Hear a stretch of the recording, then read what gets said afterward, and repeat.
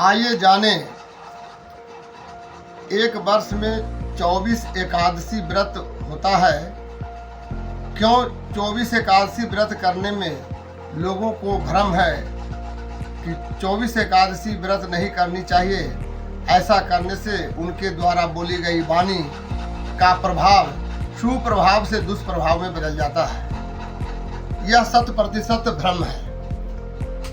बल्कि 24 एकादशी करने से पूर्ण फल की प्राप्ति होती है। उस आदमी में जो व्यक्ति 24 एकादशी व्रत करते हैं या करती हैं, उनको इतना पुण्य प्राप्त हो जाता है कि उनकी वाणी में एक दिव्य शक्ति स्वतः जागृत हो जाती है।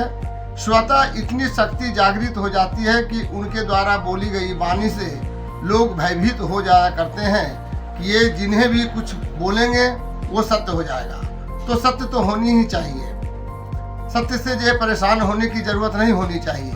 24 एकादशी में से यदि एक एकादशी व्रत भी आप कम करते हैं तो 23 एकादशी हो गई।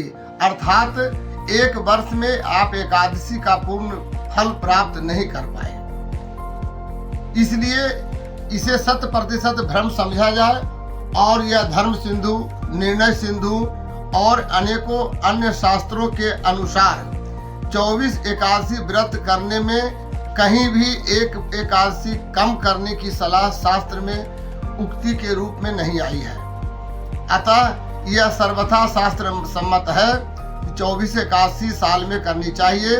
इंदिरा एकादशी, पद्मा एकादशी, जया एकादशी, कामदा एकादशी, पुत्रदा एकादशी, मोक्षदा एकादशी इत्यादि 24 नाम की एकादशी व्रत हैं, जिन्हें करने से तरह तरह के फल की प्राप्ति होती है और अंत में मनुष्य को इतनी सिद्धियां प्राप्त हो जाती है कि इस एकादशी व्रत के महात्म से उनके अंदर दिव्य शक्ति स्वतः जागृत होती हैं। स्वप्न के माध्यम से भी, उनके निद्रा के माध्यम से, उठने के माध्यम से, बैठने के माध्यम से, बोलने की इतनी वाक्य पटुता उनमें निहित हो जाती है जिससे वो व्यक्ति में असत्य वाणी, असत्य प्रभाव का कोई असर होता ही नहीं है।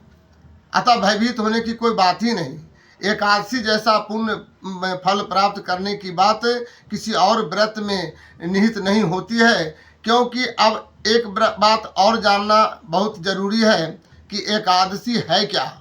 एकादशी तिथि का भी नाम है और एकादशी के दिन एकादशी व्रत करने वालों को भी, और जो ना भी करें वो मात्र नियम का पालन करने से भी एकादशी व्रत के पुण्य को प्राप्त करते हैं। जैसे एकादशी से पूर्व दशमी तिथि से दशमी, एकादशी और द्वादशी तीनों तिथियों को चावल ग्रहण नहीं करनी चाहिए। इस चावल में विष्णु का वास होता है।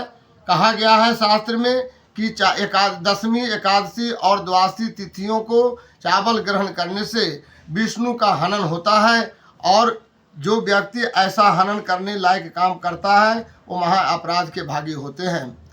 अंत में इतनी बात आज समाप्त करते हुए आप सबों से निवेदन ही नहीं, एक पूर्ण शास्त्र सम्मत सुझाव है कि ऐसा व्रत जो पूर्ण रूप से, चाहे जितना 16 हो, अनेकों व्रतों का अलग अलग शेड्यूल बनाया गया है। जैसे सोमवार व्रत है, 16 सोमवारी, एकादशी को 24 कहते हैं। अगहन महीने में इतवार व्रत उठाया जाता है। बैसाख महीना जो है वो उद्यापन का महीना होता है। इस प्रकार से जो व्रत का जितना पूर्ण विधान है उसे अवश्य करनी चाहिए। अधूरे विधान के अनुसार किए गए व्रत का फल अधूरा होता है। कभी कभी ऐसा भी होता है कि इस व्रत का पूर्ण नियम पालन नहीं करने के कारण फल प्राप्ति हमेशा वंचित रह जाते हैं। धन्यवाद। आज इतनी ही। अगला शास्त्र सम्मत कोई भी विषय वस्तु पर चर्चा करेंगे दूसरे दिन।